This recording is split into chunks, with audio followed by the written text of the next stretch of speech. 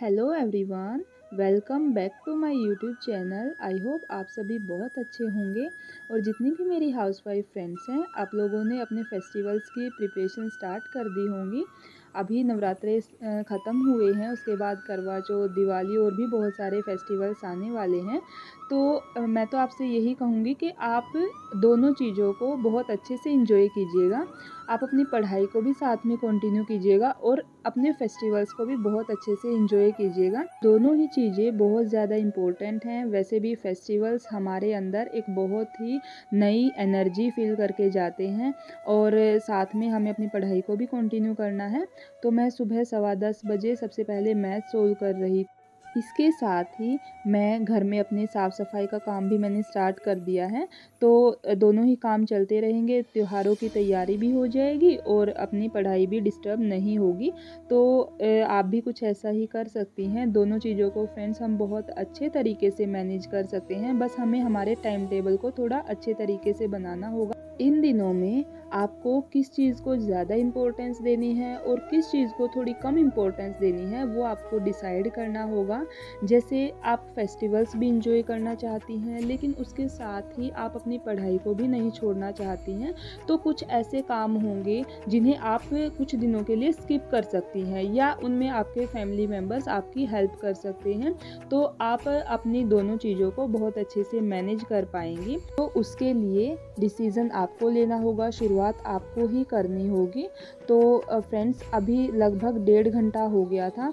मैंने बहुत सारे क्वेश्चन सोल्व कर लिए थे। यहाँ से मैंने आज के क्वेश्चन सोल्व करना स्टार्ट किया था और बहुत सारे क्वेश्चंस ऐसे होते हैं जो कि मुझसे हो जाते हैं, लेकिन कुछ क्वेश्चंस ऐसे भी होते हैं जो नहीं हो पाते हैं। तो उनका फिर मैं सॉल्यूशन देखती हूँ और उन्हें फिर से सोल्व करती हूँ।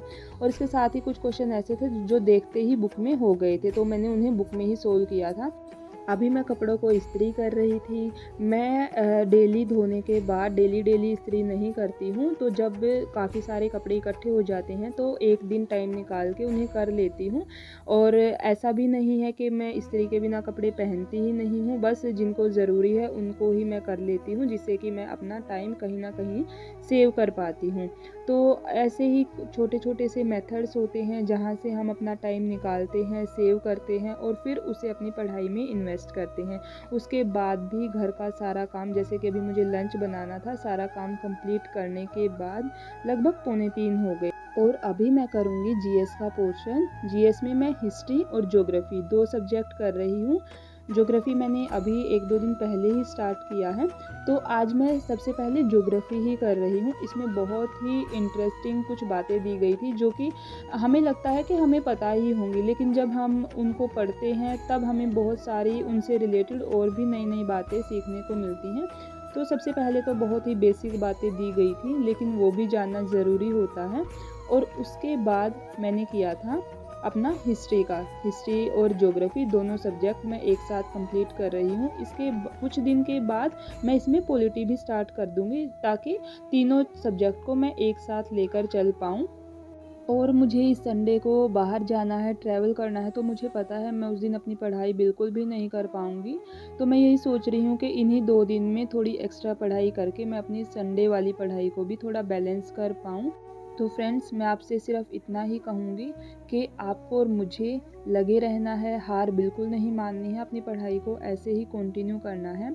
एटलीस्ट हम खुद से इतना प्रॉमिस तो कर ही सकते हैं कि हम उस दिन तक हार नहीं मानेंगे जब तक हमारी जॉब नहीं हो जाती है, या फिर जब तक हमारा वो ड्रीम पूरा नहीं हो जाता जिसके लिए हमने अपनी पढ़ाई को स्टार्ट किया था। फिर मैं चली गई थी चाय बनाने के लिए और उसके बाद शाम को फिर से थोड़ी सी सफाई का काम किया।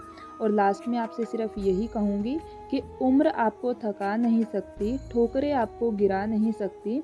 अगर जिद हो जीतने की तो हार भी आपको हरा नहीं सकती। इसी के साथ मैं वीडियो को यहीं एंड करती हूँ। अगर वीडियो पसंद आए तो प्लीज़ वीडियो को लाइक कीजिएगा और एक प्यारा सा कमेंट ज़रूर कीजिएगा। Thank you.